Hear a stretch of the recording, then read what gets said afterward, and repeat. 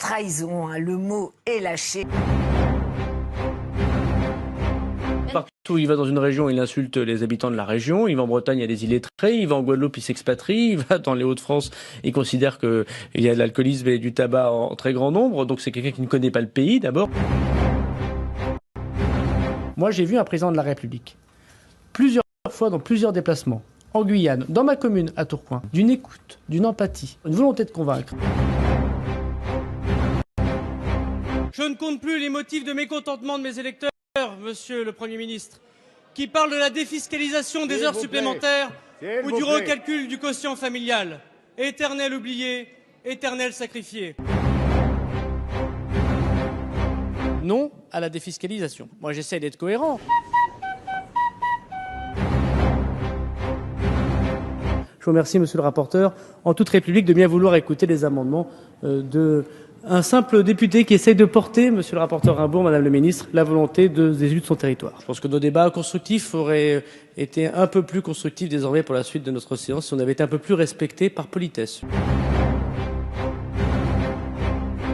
Dire n'importe quoi est l'apanage de l'opposition. Vous en rajoutez comme la foi des convertis. Donc ce sera un avis défavorable.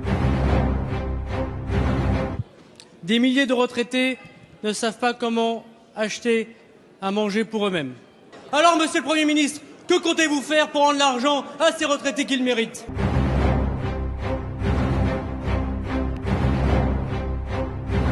Vous avez raison, c'est un effort difficile qu'on vous demande, mais c'est un effort de redistribution Mais moi, qui est j'ai nécessaire. fait des efforts. Vous voyez, monsieur Roquette, le problème, c'est pas tellement les impôts. Les classes moyennes qui ont déjà très chèrement payé votre politique fiscale vont encore plus payer. La classe moyenne, éternelle oubliée, éternelle sacrifiée.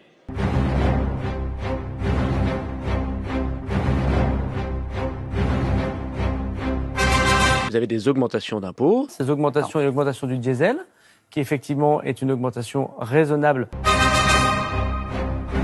Et je me sens assez cohérent avec mon choix personnel, si vous voulez savoir exactement le sens de ma confirmation politique.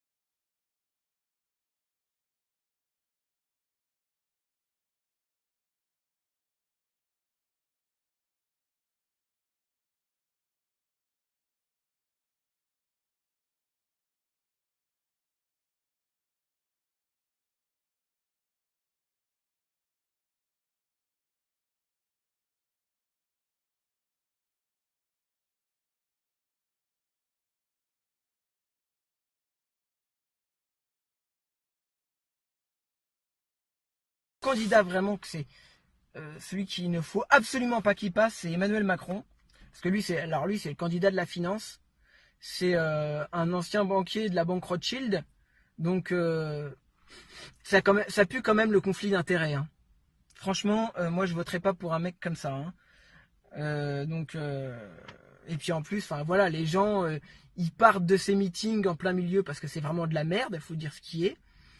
En plus de ça, il met des rideaux noirs pour masquer les sièges vides. Le mec, il est assez fort pour vendre du vent. Hein. Ça, franchement. Et moi, je l'ai connu d'ailleurs. C'était en 2013. C'était à l'époque où j'étais dans le milieu du porno. Et forcément, j'étais invité dans les soirées libertines privées, donc les petites partous privées. Hein. Et j'ai eu l'occasion, donc je sais qu'il est bi ce gars-là. Hein. J'ai eu l'occasion de coucher avec lui et c'était un plan à 3. Mais ça, c'est pas le sujet en fait. C'est le sujet, c'est que quand tu le vois dans le privé, quand t'as parlé avec lui, tu te rends compte que c'est une vraie raclure. Mais vraiment, tu t'en rends compte encore plus. Tu te rends compte à quel point il a un mépris des gens, ce gars-là. C'est vraiment phénoménal. Hein. Et bon, après, moi, je peux vous dire, j'ai eu la chance. Je suis l'un, peut-être pas l'unique, mais je suis l'un des Français qui a eu le privilège de lui mettre dans le cul. Ah oui, et ça n'a pas de prix. Il y a certaines choses qui ne s'achètent pas. Salut tout le monde, c'est Alexis. Bon je vais noyer mon chagrin dans l'alcool. Ça y est, aujourd'hui je peux le dire. J'ai enculé le président. Eh oui Macron. Bon, non, blague à part, non. Ceux qui ont voté Macron, vous êtes vraiment des idiots. Parce que là, vous allez l'avoir dans le cul pendant 5 ans. Bon, moi au moins, j'ai le mérite de l'avoir enculé dans les soirées échangistes. Hein. Mais bon, c'est pas grave. Hein. On va encore se la prendre dans le cul. Hein. Moi, c'est pas faute d'avoir prévenu. Moi, je peux vous dire que dans les mois et années à venir, ne venez pas vous plaindre, c'est pas la peine. Franchement, je vous dis ça très sincèrement avec le cœur. Moi, si j'ai voté Marine Le Pen, c'était justement pour contrer ce mec-là. Et vous allez vous rendre compte dans les mois qui vont venir que c'est un fou ce gars-là. Vous allez faire plein de manifestations. Voilà, tant pis pour vous. C'est tant pis pour vous. Et ceux qui vont perdre leur emploi et qui ont voté Macron, hein, eh ben, je ne viendrai pas vous plaindre non plus. Et là, vous regretterez et vous direz, ah bah merde, si on avait su. Vous avez suivi la propagande des médias. Voilà. Mais je crois que la plupart des gens sont des moutons de toute façon et apparemment c'est pas prêt de changer. Allez, moi je vais me murger la gueule, hein, parce que faut digérer ça. Hein. Allez, ciao. Ensuite, il y a un jour où j'ai rencontré une actrice, en fait, qui elle fréquentait les soirées libertines, mais les soirées libertines privées en fait. C'était pas des soirées comme au City Moon où tu payes, tu rentres. Non, c'était des soirées avec des riches, il y a des avocats, des businessmen, des gens du showbiz qui viennent dans ce genre de soirée. Bon, il y en a donc justement qui payent pour aller dans ce genre de soirée. Moi, j'étais invité parce que justement c'est cette actrice qui m'a fait rentrer parce qu'elle connaissait les propriétaires qui recevaient en général. Et donc elle m'a fait rentrer dans ce milieu-là. Il faut savoir que donc dans ce genre d'endroit, j'ai vu quelques têtes connues, même des ministres à l'Assemblée, de droite et de gauche. Hein. Et je peux vous dire que la politique c'est du flan parce qu'ils font croire à la télé qu'ils se disputent, qu'ils se détestent, qu'ils sont pas d'accord et tout ça. Mais en réalité, tu les vois en train de baiser ensemble. Donc ils baisent ensemble et ils parlent ensemble business. Hein. Donc c'est un petit peu contradictoire. Donc voilà.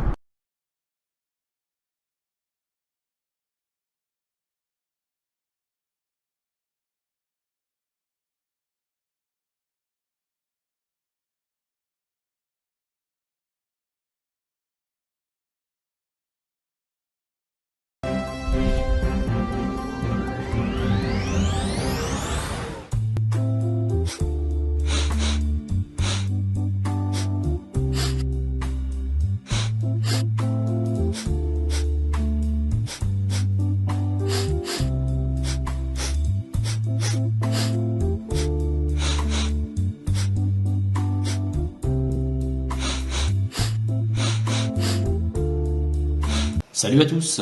Sans attendre, on regarde le 19-20 de France 3 du samedi 15 décembre 2018. En fin d'après-midi, les gilets jaunes ont été dispersés sur les Champs-Élysées avec des canons à eau. Il rejoint justement en direct des Champs-Élysées Hugo Pufnet. Bonsoir Hugo. Tiens, c'est curieux. Vous avez dû voir comme moi un mec tenir un panneau marqué Macron, Macron. Macron quoi? Eh bien en fait c'était Macron dégage, sauf qu'ils ont enlevé le mot dégage. Quand j'étais petit, je me souviens que ces mêmes médias s'offusquaient de voir disparaître des gens sur les photos officielles du régime de l'URSS. En tout cas, là, officiellement, France 3 s'excuse pour cette erreur. Cette erreur. Il y a un mot qui disparaît d'une pancarte et c'est une erreur. Et prenez-nous pour des cons aussi. Sur ce, je vous souhaite une bonne journée. Et au vu de l'urgence de la situation, nous n'avons pas le choix. Mais je me dois avant tout d'exposer mon analyse. S'ils cherchent un responsable, dites-leur chaque jour, vous l'avez devant vous. Le seul responsable de cette affaire, c'est moi. Certains diront qu'Emmanuel Macron a été imprudent. C'est totalement faux. La hausse des taxes qui semble avoir sorti tout le monde de sa torpeur n'est ni une imprudence, ni une erreur. Le silence assourdissant dont il a également fait preuve concernant cette annonce et qui vous a poussé à fouler le pavé n'est pas non plus la preuve d'une gêne comme certains semblaient le penser. Sa popularité ne fait pas partie de l'équation. Il n'est pas là pour être apprécié, mais pour remplir sa mission. C'est comme ça que je le vis. La conviction qu'il existe une transcendance, oui. Quelque chose qui dépasse, qui vous dépasse, qui vous a précédé et qui restera. Vous devez réaliser que le siège du président de la République française est vacant depuis des années. Il n'y a pas de président de la République en France. Le président de la République n'a plus de pouvoir, ou beaucoup moins de pouvoir, en tout cas qu'avant, mais que les Français, et lui-même aussi, croient qu'il a toujours les mêmes pouvoirs. Les privatisations, il n'y a plus de politique industrielle possible. La globalisation, le marché l'a emporté très largement. Et donc il y a un très grand nombre de choses qu'on croyait à la portée de l'État qui ne le sont plus. La seule personne qui tient la barre aujourd'hui est un banquier dont le commanditaire se trouve être la famille Rothschild, qui a un plan, et un seul.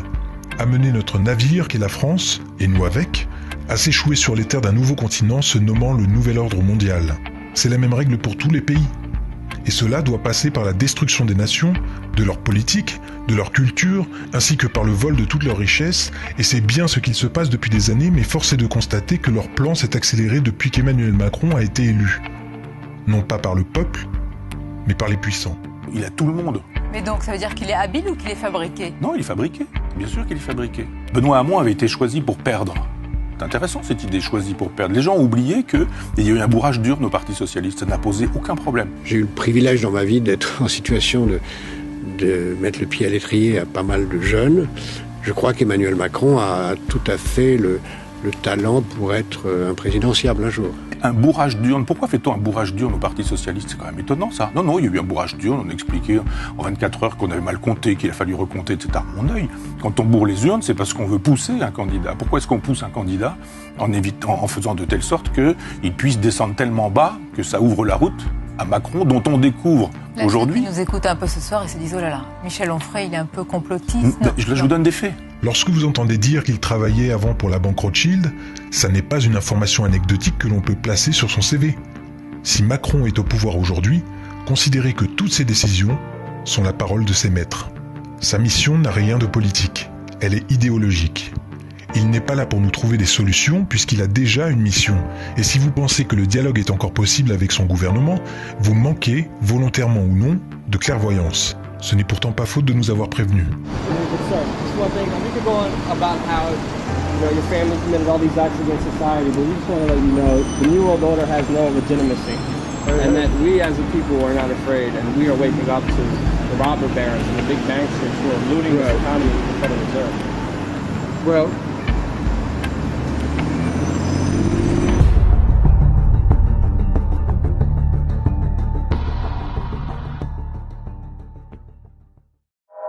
Sur la base des éléments techniques, qui sont des éléments qui sont trop simples, il n'est pas possible de dire c'est forcément un État, c'est forcément, ou alors c'est manifestement un groupe criminel, ça peut vraiment être n'importe qui, et ça pourrait même être un individu isolé.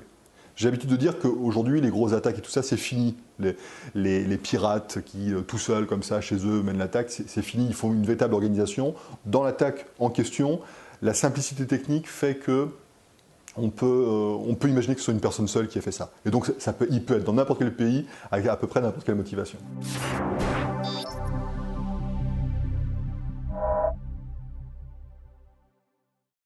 Juan Branco, il y a 23 millions de Français qui ont regardé le président Macron. 23 millions. Et 23 millions qui pensent que ce gars-là a tous les pouvoirs, à lui tout seul, que tout repose sur lui, que tout vient de lui.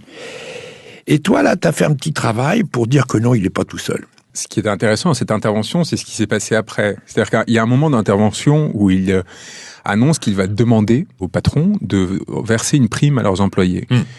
Sauf qu'en fait, il y a quelque chose de très intéressant qui se passe après, c'est que dans les heures qui ont suivi, il y a 4 patrons qui ont annoncé qu'en effet, ils verseraient une prime parce que c'était très important. C'est Xavier Niel, Patrick Drahi, Stéphane Richard, et j'ai oublié le dernier, mais en tout cas, quelqu'un qui est aussi très proche de Macron. Et là, on se rend compte qu'il y a une opération qui a été montée à l'Élysée, où l'Élysée demande à ceux qui ont permis l'élection d'Emmanuel Macron, ceux qui en fait l'ont soutenu depuis très tôt, très en amont, pour lui permettre d'arriver au pouvoir et permettre à cette personne qui était inconnue quelques mois avant son élection de se faire adouber par les Français, de prendre l'Élysée, que ces personnes-là aujourd'hui restent liées avec Emmanuel Macron au point de co-construire son discours et de créer des liens qui font qu'en effet ils vont organiser ensemble une opération de communication qui va donner l'impression aux médias et donc aux Français qu'en effet, la parole d'Emmanuel Macron produit des effets magiques et que par la simple grâce qui fait qu'il demande à des patrons,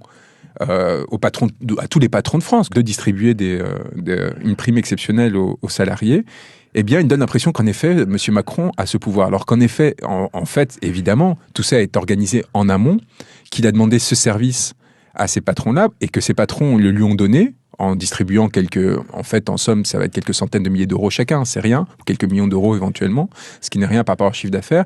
Pourquoi faire? Pour essayer de sauver le soldat Macron, pour essayer de sauver celui qui leur a permis de préserver leurs intérêts au sein de l'État. Qui est leur fondé de pouvoir. On pourrait dire ça, en tout cas, c'est l'expression qu'utilisait... Alors là, en 80 pages, tu publies un texte impubliable. Je ne sais pas si tu as trouvé un éditeur. Pas pour l'instant, non. Tu as des éditeurs qui t'appellent pour te dire on publie? Non, pas encore. Non. Pas encore. Tu penses que ça va se faire? Ça m'étonnerait. Ça t'étonnerait. Et tu vas fort quand même. Hein. Si c'est l'art de se faire des amis, tu cognes dans tous les sens et tu révèles des choses finalement sans génie particulier. Simplement, tu enquêtes, tu lis des bouquins, tu recoupes des infos, et on se demande ce que font les journalistes dont ça devrait être le boulot. Tu expliques pourquoi ils le font pas, tu rappelles un truc qui se répète à l'envi, que 90% des médias sont entre les mains de 10 milliardaires. On répète ça sans cesse. Mais là, on voit à quel point c'est vrai. Et j'essaie de montrer surtout l'effet que ça a. C'est-à-dire qu'il y a quand même tout un discours de la part des journalistes en France qui vise à prétendre que malgré ce fait, il n'y a pas d'effet sur leur papier, sur leur travail, parce qu'ils ne seraient pas censurés, parce qu'il n'y aurait pas d'intervention directe de ces individus.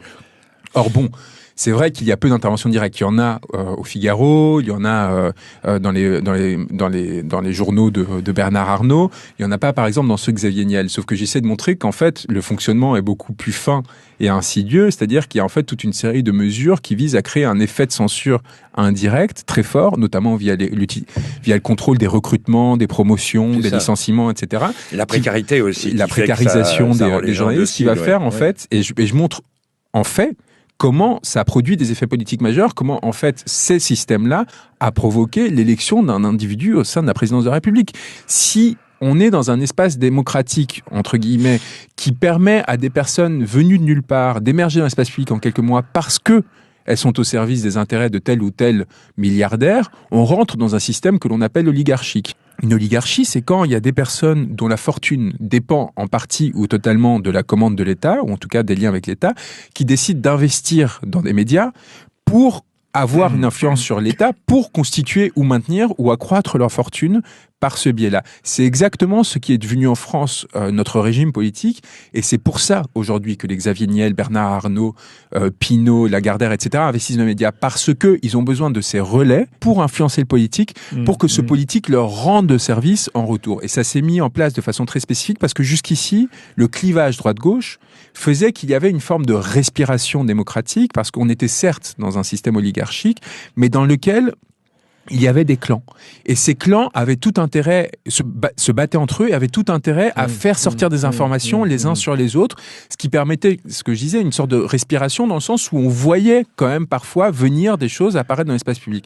Or Macron, et c'est là la source, pour moi, ce que j'ai expliqué dans le texte, la source du en même temps de Macron. C'est pas une innovation politique dans laquelle on sortirait des républiques partisanes avec tout ce que ça peut avoir de négatif, etc. C'est au contraire la condensation des différentes élites et des différents réseaux de l'élite parisienne qui vont en fait être unifiés et qui vont faire qu'on va complètement étouffer l'espace démocratique, parce que plus personne ne va avoir d'intérêt à tirer dans les pattes de l'autre, parce que tout le monde va être servi. En fait, la réussite que de Monsieur Macron, c'est celle justement de réussir à se faire interconnecter des réseaux qui jusqu'alors étaient opposés. Et donc, et là, dans cette coagulation de l'élite française, eh bien, il obtient une sorte de fulgurance comme ça médiatique, qui va expliquer notamment les 29 unes qu'il obtient de Paris Match et quelques autres en moins d'un an. Tout ça, ça a l'air complotiste, quand je raconte comme ça, mais si vous me lisez, vous allez voir comment en détail, en fait, ça s'est passé comme ça, et même parfois de façon inconsciente pour une partie des acteurs qui ne se rendaient même pas compte qu'ils participaient à ce jeu. Entre 2016 et 2017, il va y avoir une fabrique à célébrité, à notoriété qui va se mettre en place par le biais de Mimi Marchand. Alors voilà, ça c'est le bouquin de Mimi Marchand, qui s'appelle Mimi, qui est sur cette femme, Mimi Marchand, écrit par 3 journalistes, et on découvre ce personnage.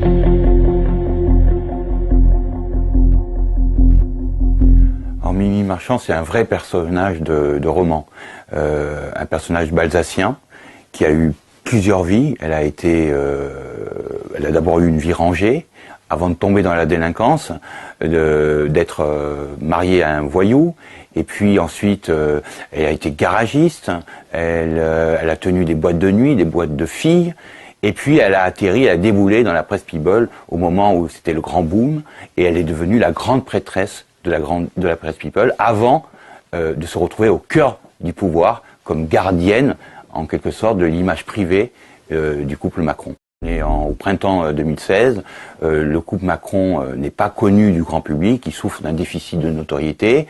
Il y a des rumeurs sur l'homosexualité d'Emmanuel Macron, et là, Brigitte Macron le vit très mal, et elle fait appel à son ami Xavier Niel, et donc il organise une espèce de ce qu'il appelle un petit goûter dans son hôtel particulier, et Michel Marchand va expliquer à Brigitte Macron comment fonctionnent les médias, et surtout va lui dire bien que ces photos dont tout le monde parle, elles n'existent pas, il n'y a pas de photo de son mari avec un homme, et que si elles existaient, elle les aurait. Donc il va avoir cette une détonnante où on va voir le couple Macron en maillot de bain sur la plage de Biarritz, on est en août 2016, et va suivre pendant toute la campagne presque une trentaine de unes, et à chaque fois c'est le couple amoureux, à la montagne, à la mer, à la ville. Aujourd'hui, son pouvoir, c'est de mettre, comme elle dit, la poussière sous le tapis.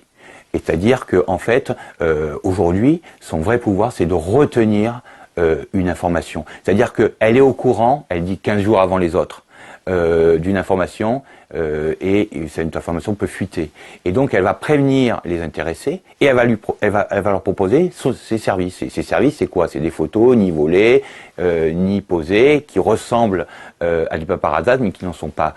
Elle a aujourd'hui le pouvoir de retenir une information, d'empêcher une diffusion trop large d'une photo, et même parfois d'arrêter des enquêtes. En fait, Mimi Marchand, c'est l'intermédiaire. C'est pas la source, évidemment, et c'est pas cette personne qui a été condamnée pour trafic de drogue, qu'on a chopé avec une camionnette avec 500 kilos de hashish, 500 kilos de hashish. Et qu'on retrouve en train de faire lever de la victoire au bureau d'Élysée suite à l'élection d'Emmanuel Macron. Elle a eu des histoires pour pornographie. C'est ça. En fait, mais qui présente Mimi Marchand et Emmanuel Macron, c'est Xavier Niel. Ouais. C'est-à-dire qu'en fait, Xavier Niel va financer Mimi Marchand, qui sert d'intermédiaire aux puissants pour faire monter ou descendre sur tel ou tel ennemi ou telle personne qu'il faut appuyer. Et donc Mimi Marchand va être financé par Xavier Niel, c'est raconté de façon indirecte dans le livre, parce qu'évidemment il faut pas trop se fâcher, qui va en fait trouver accord avec quelqu'un qui est très proche du clan Macron, qui s'appelle Ramzi Kiroun. Ramzi Kiroun, c'est un autre homme de l'ombre, qui est l'homme de main de Arnaud Lagardère dans la presse. Certains agents d'influence refusent systématiquement d'apparaître dans les médias pour mieux tirer les ficelles en coulisses.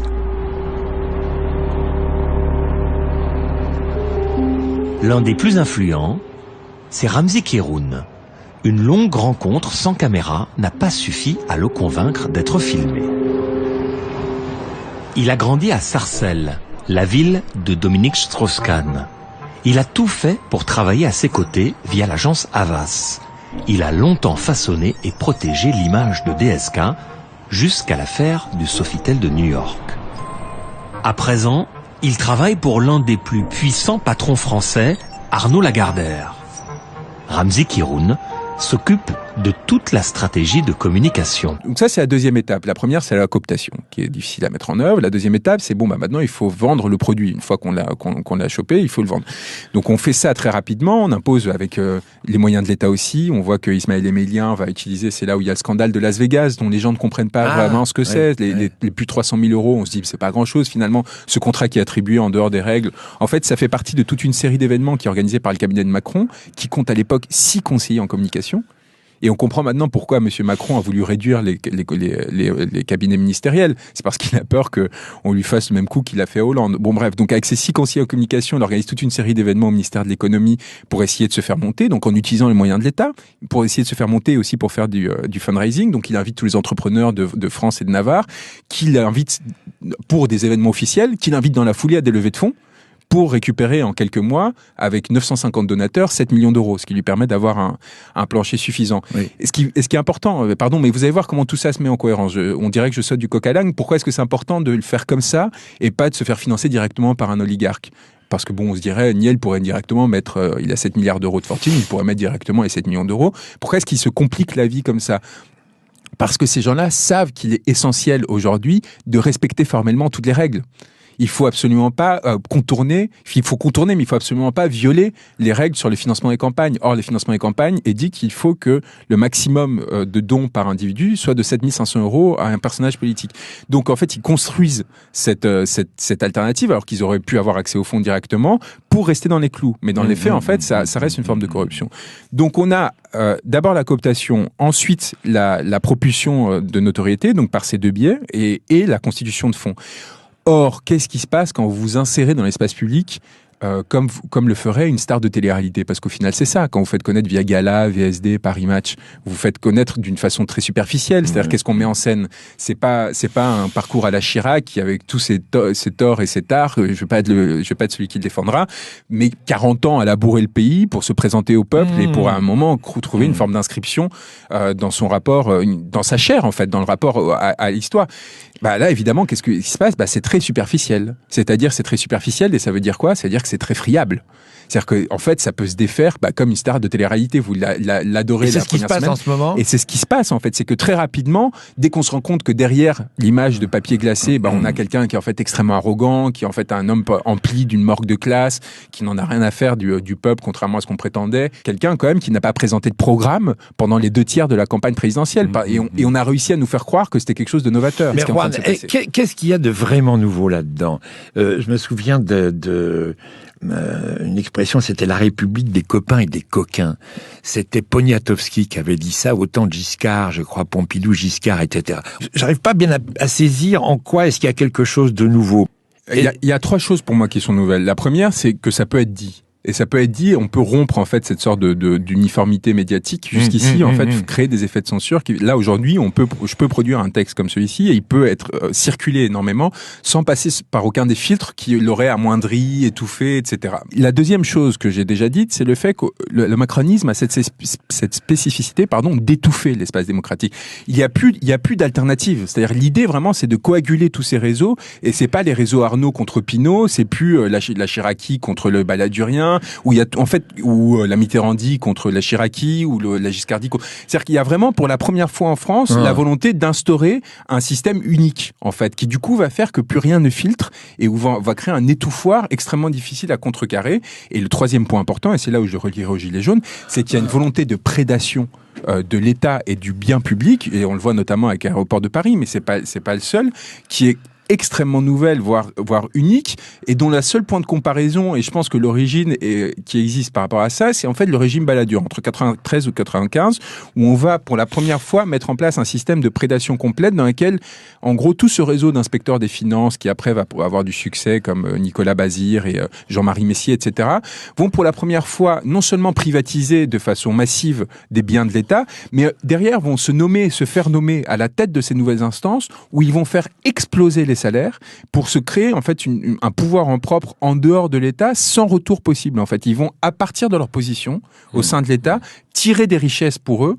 qui vont en fait redistribuer à des actionnaires par ailleurs, mais dont ils vont garder une partie.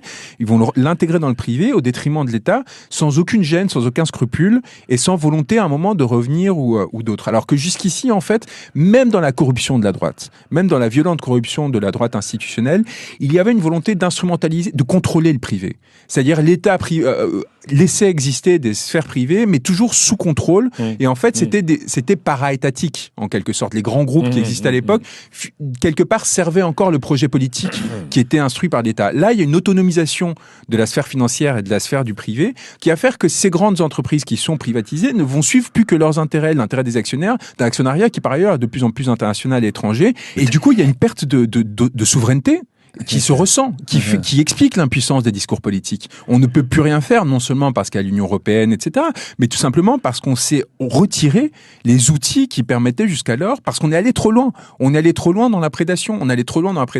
Et du coup, en fait, tous ces réseaux qui jusqu'ici dominaient et circulaient au sein de l'espace public des grands corps d'État, n'ont eux-mêmes plus de prise. C'est Macron qui fait un pantouflage énorme en passant de l'inspection générale des finances, en utilisant les réseaux qu'il obtient là-bas pour rentrer chez Rothschild et gagner en quelques millions d'euros en quelques années.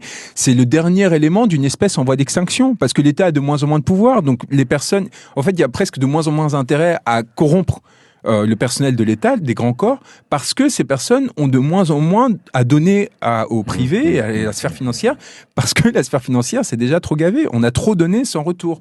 Et donc là, on arrive à un point, justement, de rétrécissement de l'action publique qui crée son impuissance et qui fait qu'à un moment, il y a une prise de conscience qu'il y a un pillage qui est en cours, qu'il y a un pillage qui est excessif. Je crois qu'on a je suis pas à la mode quand je vais dire ça, je crois qu'on a un super président qui est capable d'amener des choses, de réformer la France.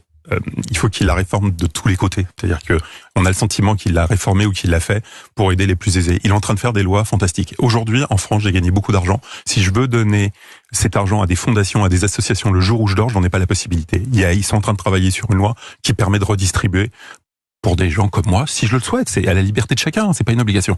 Et donc, il change la France où il crée des choses que aucun président ou aucun gouvernement précédent n'ont envie de faire. Donc, ça va dans son sens. Maintenant, dire ça, aujourd'hui, c'est un peu être le seul à votre ce matin. Toi, c'est courageux.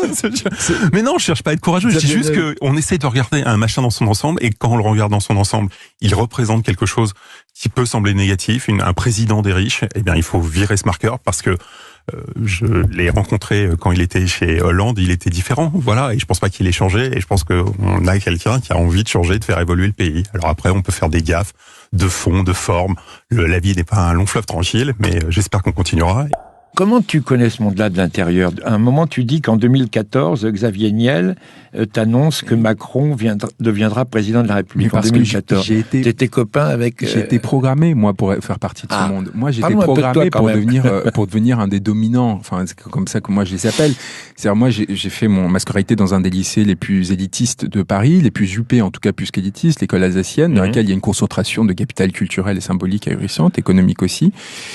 Et ensuite, j'ai fait Sciences Po, Normal Sup, c'est-à-dire que j'ai fait toutes les écoles de la République qui sont censées vous amener à des positions de pouvoir en France. Or, l'accès au pouvoir aujourd'hui en France est extrêmement limité.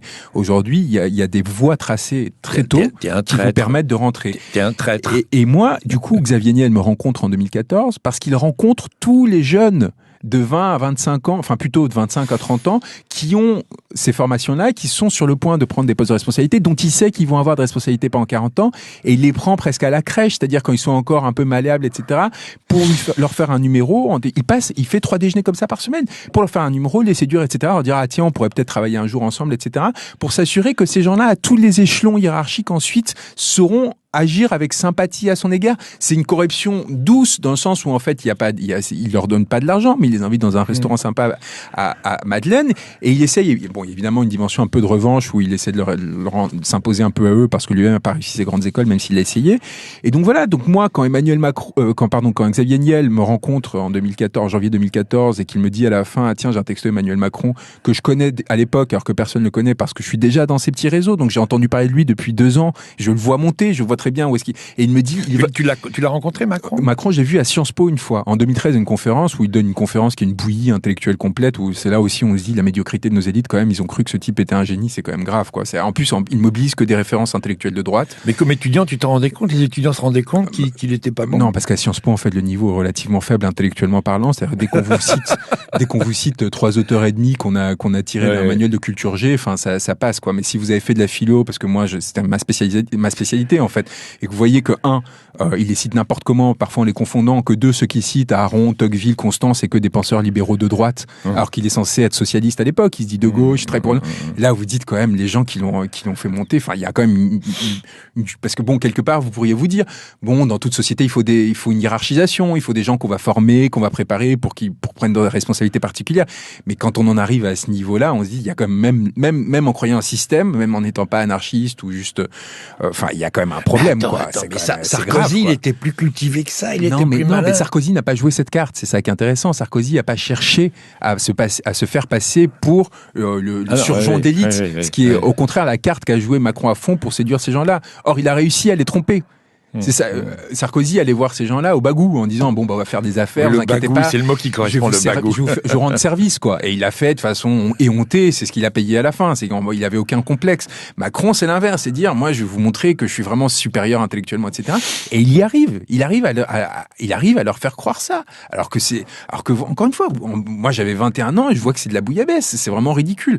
Bon, bref. Donc je vois à ce moment-là, et donc à partir de là, moi j'identifie l'imposture et je me dis ce type, en fait, on va se le prendre pour longtemps. J'écris déjà un texte sur lui à l'époque, et en effet, et je vois monter, et on me propose de travailler 2 fois avec lui quand même, parce que ce que je décris là aussi, c'est les réseaux Sciences Po. C'est comment quelqu'un qui s'appelle Jean-Pierre Jouyet, qui était directeur d'inspection et finances, qui est très important. Pourquoi est-ce que Jean-Pierre Jouyet est important ? Vous vous en souvenez peut-être, il est devenu secrétaire d'État aux affaires européennes sous Sarkozy. Or cet homme-là, jusqu'alors, se prétendait être de gauche, d'une gauche socialiste profonde.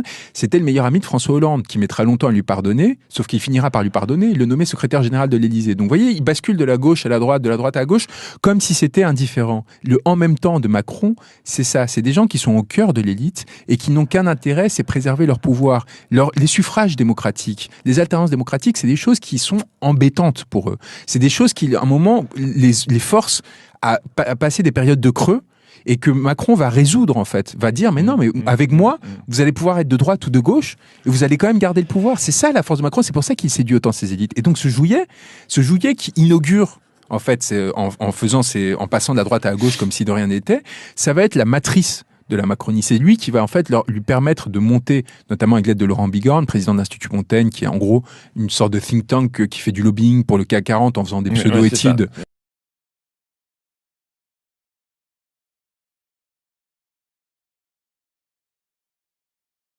Madame Sibeth Ndiaye, qui s'est distinguée par ses déclarations, j'assume parfaitement de mentir pour défendre le président de la République, et qui est nommé porte-parole du gouvernement. Excusez-moi du peu, mais enfin quand même, ça fait désordre. Alors vous allez me dire que c'est une filiation bien connue, puisque sous serment, Monsieur Collère, Monsieur Emelien, qui a envoyé des vidéos trafiquées depuis l'Élysée, sont des précédents célèbres de collaborateurs du président de la République, qui passent leur temps à finalement diffuser des fake news, faute de cap. Que Madame Ndiaye, la nouvelle ministre, ait dit qu'elle assumait parfaitement de mentir pour défendre le président de la République, que celle-ci soit nommée secrétaire d'État comme porte-parole du gouvernement, mais écoute, tout ça est prouvé et c'est un sacré symbole. Après que M. Emelien soit parti soi-disant pour faire un livre, mais parce qu'il avait diffusé cette vidéo interdite, après que M. Benalla ait cessé de mentir et d'usurper des fonctions de policier, j'en passe, c'est des meilleurs. Il y a aussi ceux qui avait dit qu'il s'était distingué au moment du décès de Simone Veil, que tout le monde respecte, la meuf est dead. Je cite Madame Ndiaye qui demain va finalement être la porte-parole de ce gouvernement. Donc une femme qui assume parfaitement de mentir et qui a pour une femme respectée unanimement dans le pays eu ce mot qui, pardon, aurait dû la disqualifier. Mais je constate que M. Macron est tellement aveuglé, tellement isolé qu'il nomme des personnes peu recommandables à des fonctions pourtant extrêmement importantes. Je trouve que ça frôle un petit peu le mépris et de pas donner sa chance. Alors est-ce qu'elle est jeune? Est-ce qu'elle est différente? Est-ce que la communication c'est rien du tout? Je pense qu'elle a quand même travaillé depuis longtemps. Vos sont désagréables, madame. Le mépris, c'est celui de Madame Ndiaye qui dit à propos de Simone Veil, la meuf est dead. Le jour, la meuf est dead. Je répète, je cite parce que c'est un peu hallucinant. Le jour où pour replacer ces propos dans leur contexte, il s'agissait, je crois, d'un texto qui a été envoyé à des journalistes. Donc c'est un message quand même privé. Écoutez, très bien, mais défendez-la. Moi, c'est mon opinion. Non, je cherche juste à replacer cette phrase dans son contexte. Rien de plus, François Calfon. Pas de mauvais procès. Et j'assume parfaitement de mentir pour défendre le président. Ça, c'est acceptable? Le parjure est acceptable?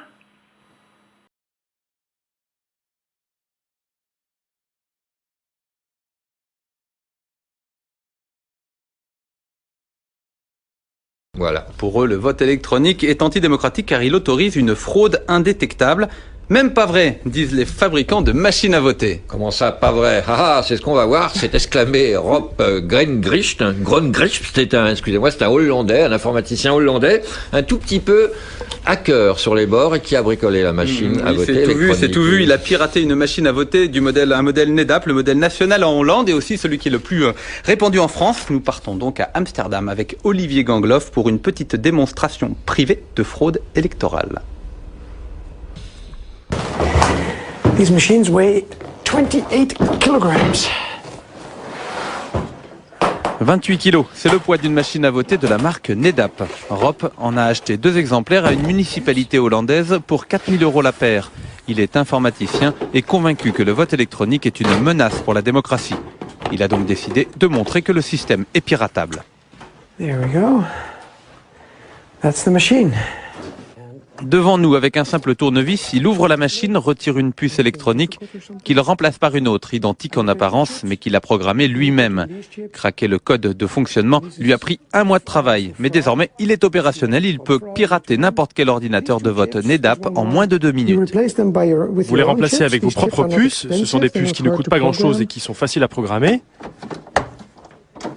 Let's go play democracy. Allez, on va jouer à la démocratie maintenant. Je vais voter pour le parti 1, 2, 3 et 4.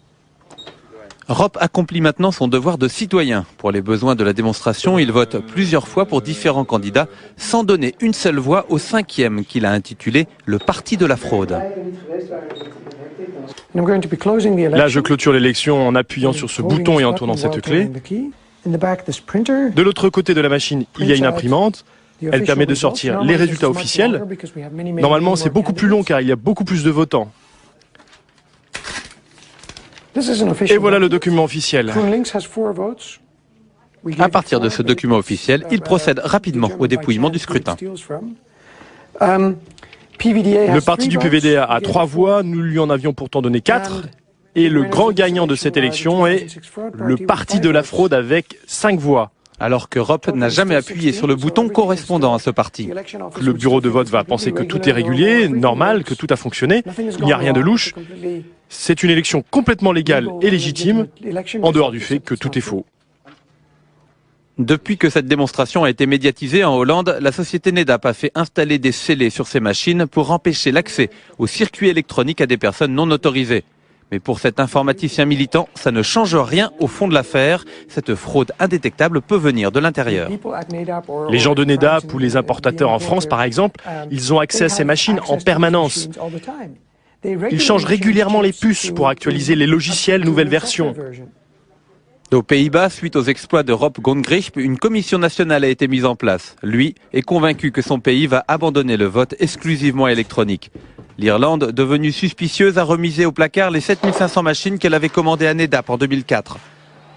En France, le nombre d'électeurs appelés à voter sur des ordinateurs augmente à chaque élection. Le 22 avril prochain, vous serez 1 million à faire confiance à une machine électronique. Eh ben.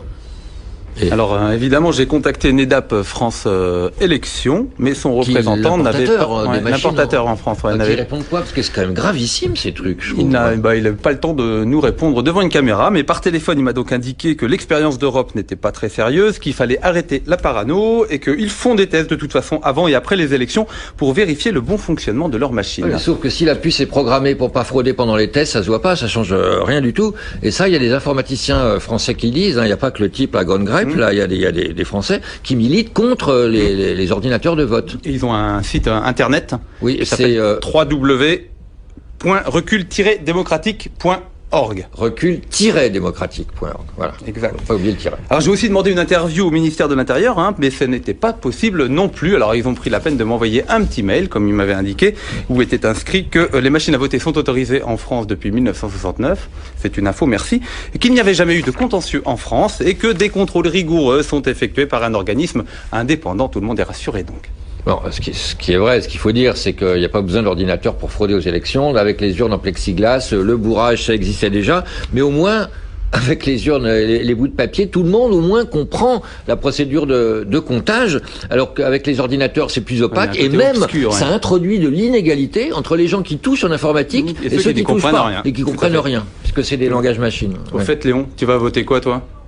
Secret défense, Raph, pourquoi? Secret défense, moi je connais quelqu'un qui va pouvoir me le dire. On écoute. Écoutez, ça c'est le parti chrétien-démocrate parce que le mot contient un accent. C'est le moyen le plus facile. Ça, ce sont les autres partis, ils ne contiennent pas d'accent. C'est vraiment facile. Ces variations que vous entendez, elles contiennent toutes les infos que vous tapez sur le tableau. Avec cette machine, vous pouvez recevoir le signal à distance. Avec une antenne suffisamment grande, on peut capter le signal à partir de la rue. C'est rigolo quand même l'électronique. Le coup des accents, ouais. Et du coup, NEDAP a retiré les caractères spéciaux, les accents dans les bulletins électroniques pour éviter une Sauf détection. Que si on enlève les actions des noms, c'est apparemment plus difficile de les coder, mais on peut quand même en le faisant plus finement. Bon, voilà pour le vote électronique. Madame, monsieur, bonsoir, bienvenue dans Cap sur l'Elysée. Macron, ce n'est pas que la bulle médiatique autour d'un loup de la finance, c'est aussi une part d'ombre. Retour sur des affaires capables de jeter l'opprobre sur le favori du système.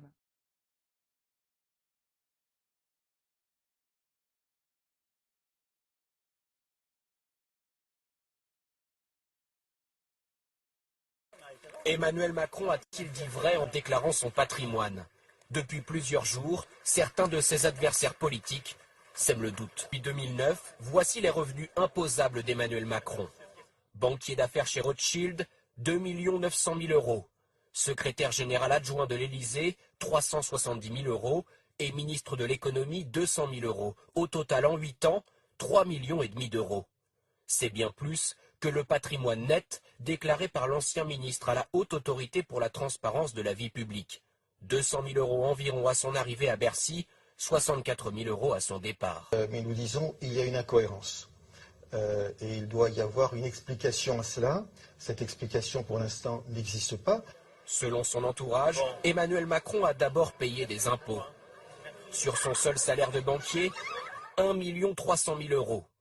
Il a aussi remboursé le prêt de son mentor en politique, Henri Herman. 570 000 euros intérêts. Et puis il y a un prêt personnel entre particuliers.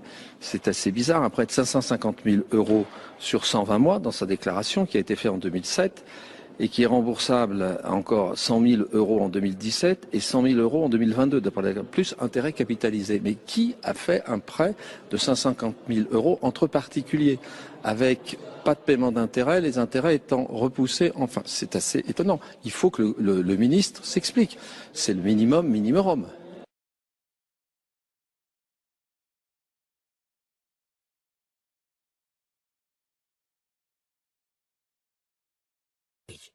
Avec son épouse, il a enfin investi dans l'immobilier, près de 600 000 € pour leur résidence principale de l'époque.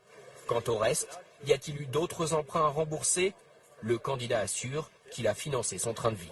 Le fisc, lui, a déjà eu à redire à la situation d'Emmanuel Macron.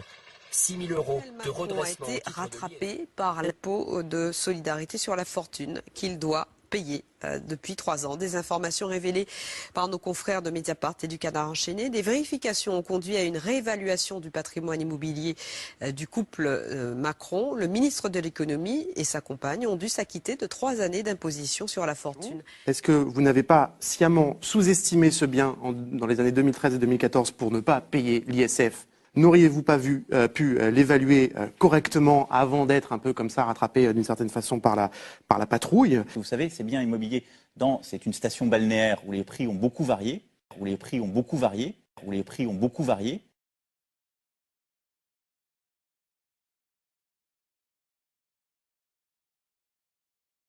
On sait qu'Emmanuel Macron a gagné 2,8 millions d'euros de mai 2009 à mai 2012 et en 2014, son patrimoine n'est plus que de 1,2 million d'euros. Donc il manque 1,5 million, où ce 1,5 million était parti. Le patrimoine ne s'est pas considérablement accru, et s'il a payé des impôts, ce n'est sans doute pas à hauteur de 1,5 million. Donc il y a peut-être un problème, car la déclaration de patrimoine doit avoir un caractère exhaustif, exact et sincère, et si ce n'est pas le cas, eh bien ce sont des sanctions pénales qui sont encourues. Emmanuel Macron fait apparaître des comptes bien modestes pour son mouvement. N'étant pas un parti, En Marche ne bénéficiera pas des dotations de l'État. Pourtant, son budget de campagne est fixé à 17,5 millions. Macron se plaît à répéter à qui veut l'entendre qu'aucune entreprise ne finance son mouvement, conformément à la loi. Pourtant, de récentes informations laisseraient entendre que les choses sont moins claires.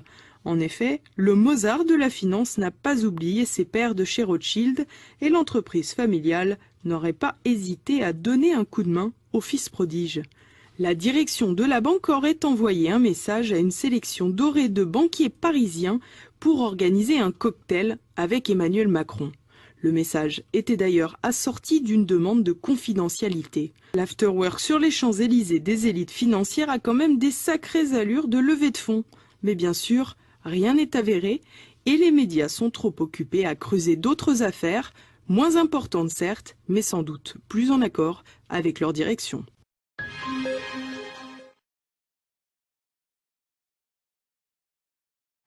Emmanuel Macron a-t-il préparé son entrée en campagne avec l'enveloppe du ministère de l'économie? À l'origine, il y a un livre. Selon ses auteurs, en 2016, Emmanuel Macron a utilisé à lui seul en 8 mois 80% des frais de représentation de son ministère, soit environ 120 000 € jusqu'au 30 août, date de sa démission pour se lancer dans la présidentielle. Ce sont ces 2 journalistes qui ont mené l'enquête sur ses frais de déjeuner et de réception. Il les a dépensés, pas seulement pour recevoir des acteurs de l'économie, mais aussi pour des repas, pour des réceptions avec ses amis Facebook, pour recevoir des philosophes, des sondeurs qui n'ont pas directement trait à son activité à Bercy. Et c'est ça qu'on a découvert dans notre Théo. Pour plusieurs parlementaires de droite, aucun doute, il y a bien eu mélange des genres entre le ministre et le futur candidat. Emmanuel Macron a consommé plus de 120 000 € des crédits du ministère, donc la dépense publique, pour organiser son mouvement avec des déjeuners, des dîners, enfin bref, un certain nombre d'événements qui n'étaient pas directement liés à sa fonction de ministre.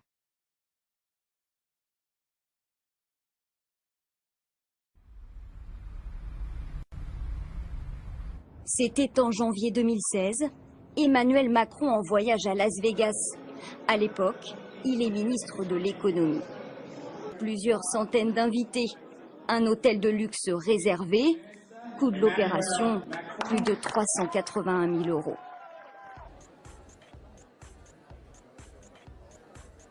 Et un ministre qui ne sait pas faire des économies est un ministre qui ne sait pas être ministre.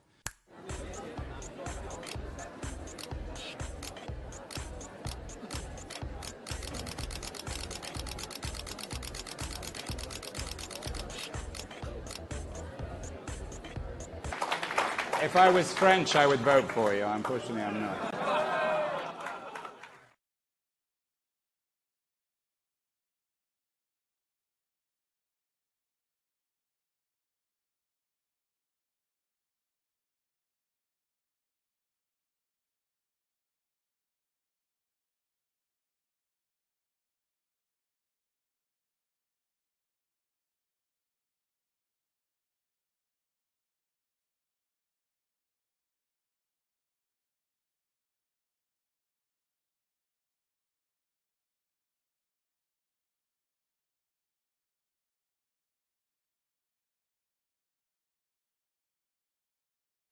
Et on va un peu plus loin avec vous, Dominique Verdaillan. Bonsoir. Bonsoir, David. 2 questions. Va-t-on justement vers l'ouverture d'une enquête judiciaire ? Oui, et probablement à la mi-mars. Alors vous allez me dire pas avant, tout simplement parce que la décision en fait appartient à Bercy, elle appartient à Michel Sapin. Un rapport plus complet et définitif sera remis au ministre dans une dizaine de jours. Alors saisira-t-il le parquet de Paris ou le parquet national financier? La décision n'est pas encore prise.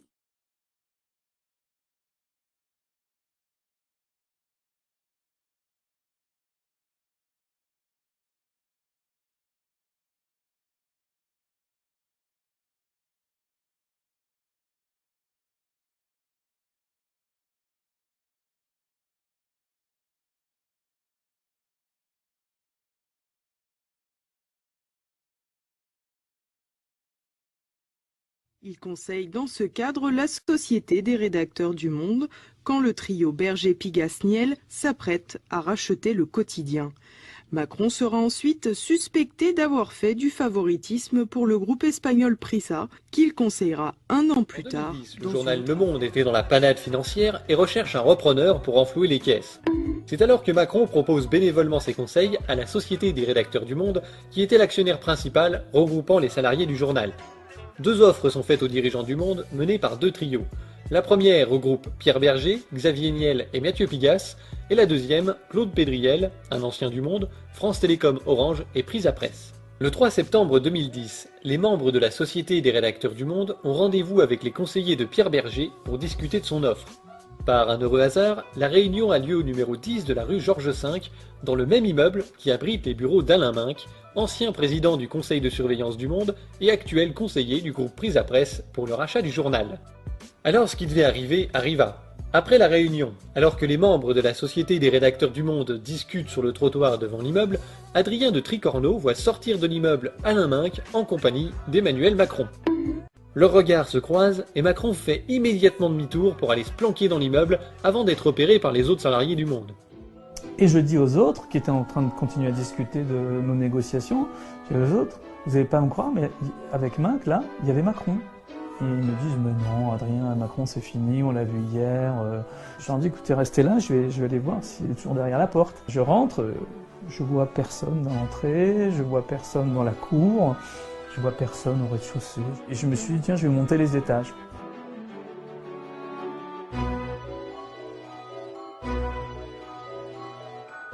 C'était une sorte d'aveu qu'il avait eu des discussions avec des conseillers d'une des offres, sans nous en avertir. Le jeune homme si généreux qui voulait nous aider, si plein de convictions, s'est retrouvé en banquier d'affaires prenant la fuite à la simple vue qu'il était confondu. Un banquier d'affaires doit être intelligent, souple, rapide, et s'il peut être en plus charmant, parce que c'est quand même un métier de pute,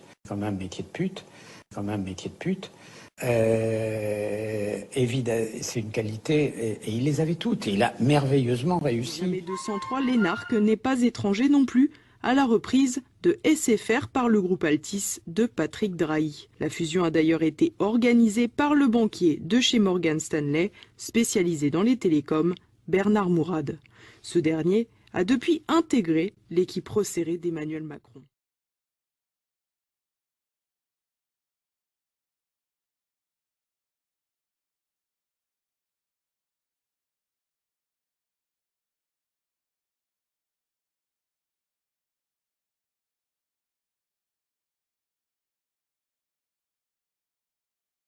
Voilà, le candidat d'En Marche qui en ce moment démarche par téléphone. Bonjour, c'est Emmanuel Macron. J'ai essayé de vous laisser un message, mais apparemment vous êtes absent. Ce dimanche 23 avril, c'est le premier tour de l'élection présidentielle. Et j'aimerais vous en parler personnellement. Un message envoyé en ce moment à des dizaines de milliers d'abonnés à l'opérateur SFR.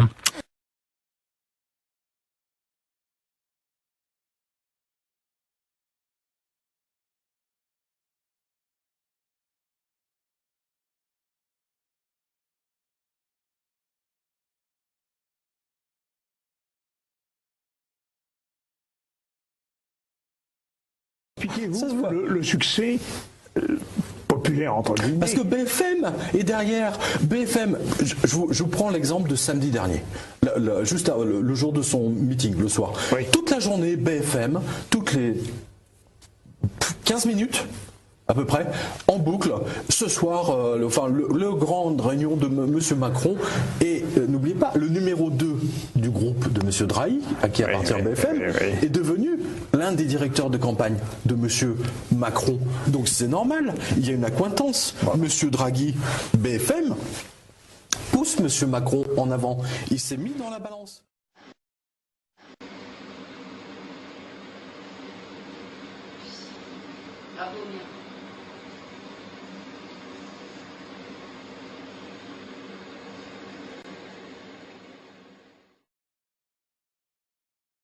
Soutient M. Macron, eh bien, c'est toutes les télévisions et les journaux de M. Drahi.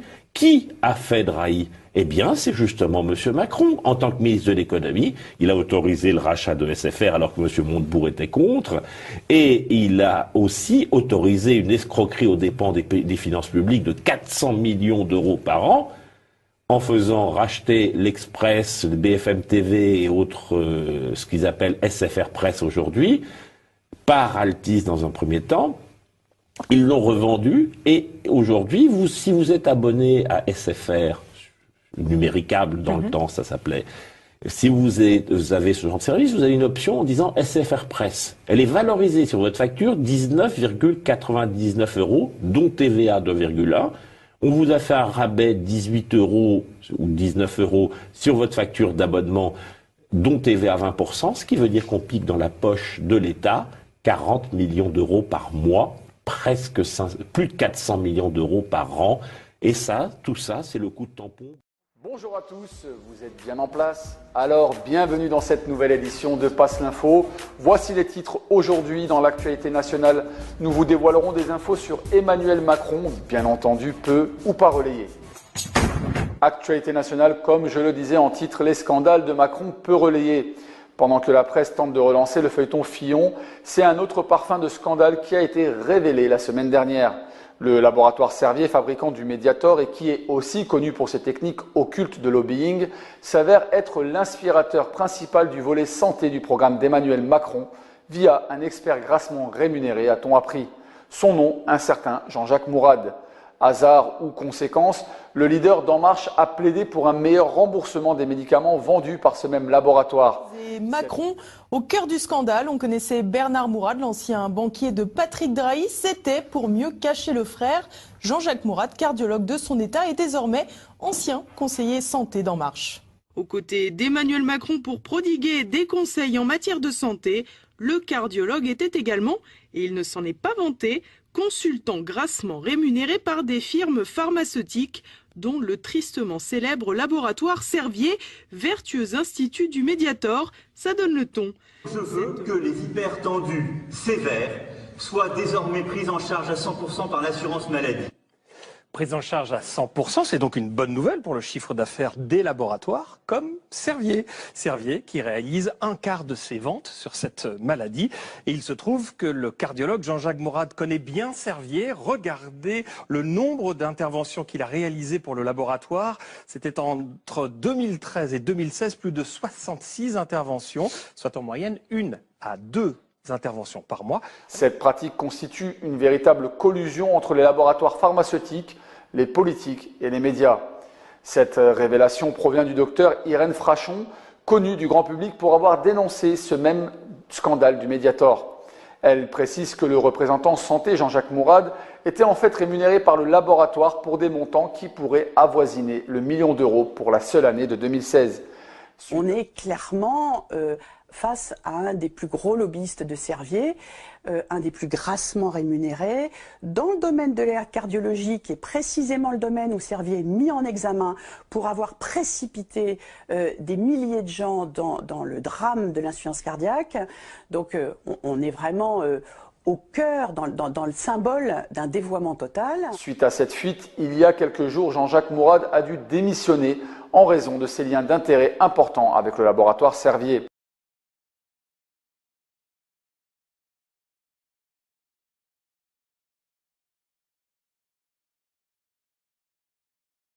Pendant son exercice, les choix et décisions de Macron seraient également à scruter de près. Bras de l'aéroport de Toulouse-Blagnac aux Chinois, tout en promettant qu'il ne s'agit pas d'une privatisation. À peine un an après, les investisseurs ont pris le contrôle et siphonnent la trésorerie pour se servir des dividendes.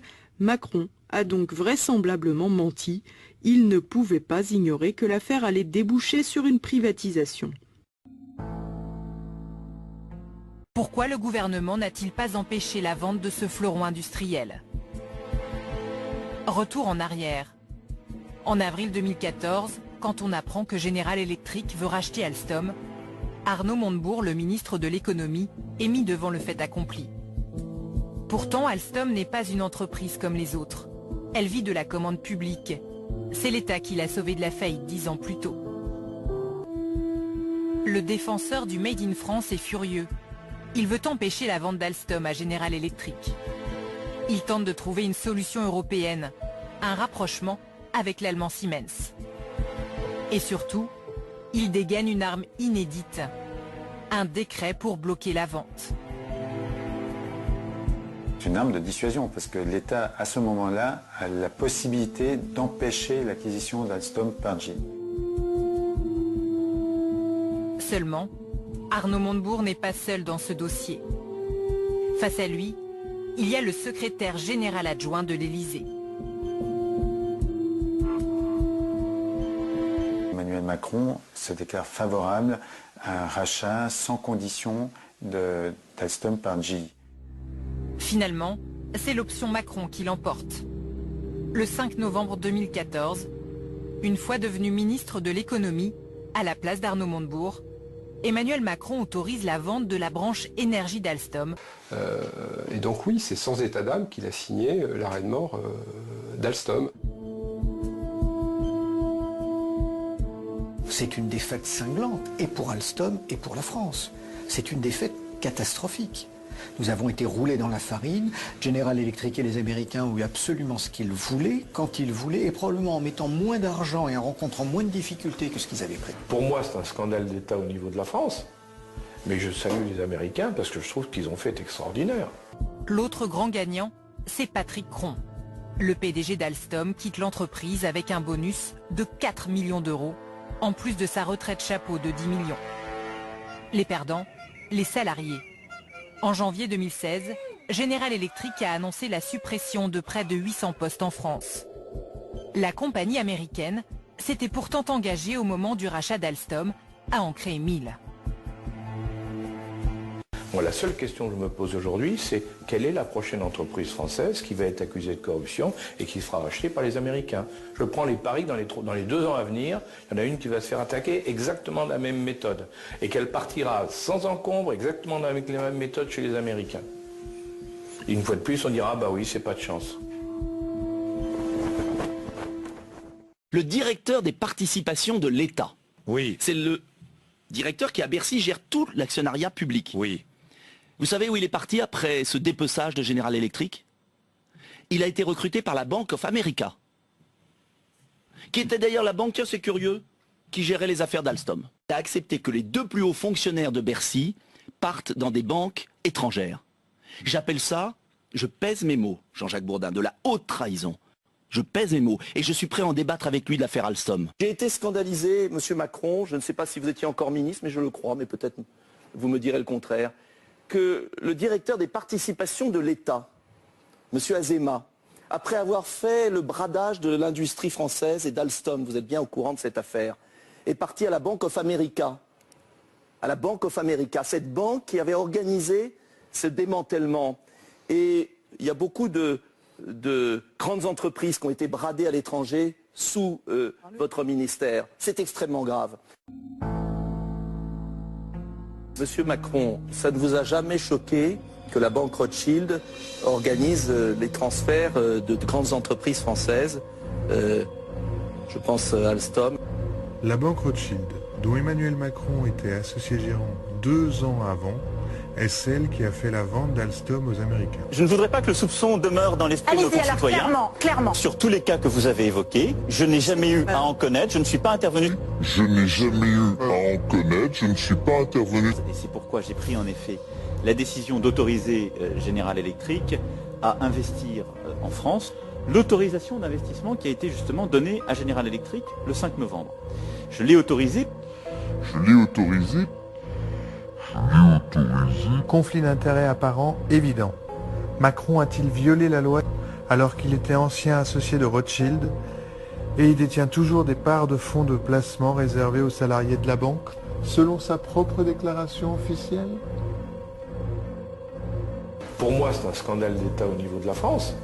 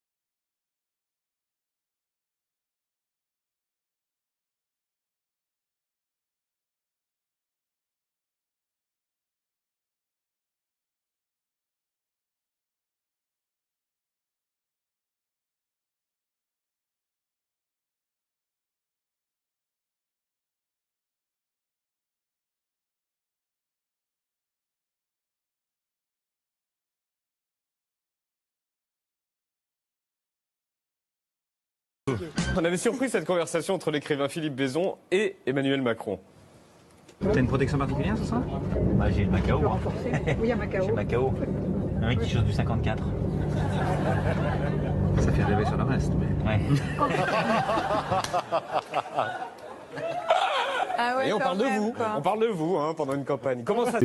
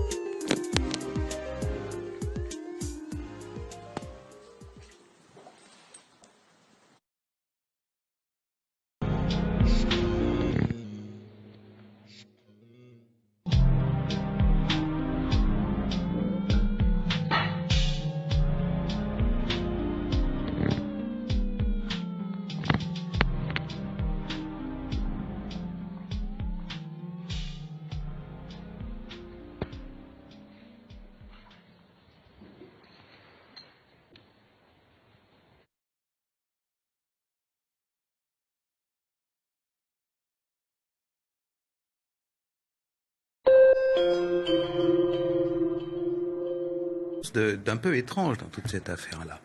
Les gendarmes vont l'arrêter le matin chez lui, hier matin. Pourquoi des gendarmes? Parce que l'infraction commise était en zone gendarmerie. Donc, ok, normalement, les gendarmes, la section de recherche ou quoi, va l'arrêter.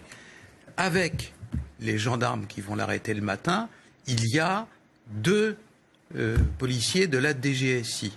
Je ne comprends pas pourquoi, après ça, le secrétaire d'État vient dire on n'est pas sûr que ce soit un islamiste. Enfin, la DGSI ne se déplace pas pour les voleurs de poules. Donc, premier point d'étonnement. Deuxièmement, une fois qu'on le rate, qu'on perquisitionne chez lui, il est entre 6h et 7h du matin, hier, on trouve des éléments incriminants, la grenade, une arme de poing, etc. Immédiatement, les gendarmes font leur boulot. Il y a une fiche d'individus dangereux évadés. La fiche en question, elle se trouve sur tous les ordinateurs de toute la police et de toute la gendarmerie. Shekhar disparaît. Retour quelques heures après, à 19h30, le pont du Corbeau, qui est un des 2 grands ponts d'accès au centre de la ville de Strasbourg. Il y a une vidéosurveillance sur ce pont. Il traverse le pont, et là, à l'entrée de la rue qui est en face de lui, il y a un barrage. Le barrage en question, il est composé de policiers qui vérifient les identités. À côté d'eux, il y a une camionnette dans laquelle il y a un ordinateur, sur l'écran duquel se trouve le portrait de l'individu en question, danger. Comment arrive-t-il à entrer à l'intérieur de la ville? Mais comment avez-vous eu toutes ces informations? Mais par des policiers et des gendarmes de Strasbourg. Si ce que vous dites est vrai, c'est assez grave. Ça y est, c'est sorti? Non, c'est pas sorti. Non, ce sont des informations que nous annonce effectivement. Mais c'est très glaçant d'apprendre tout cela.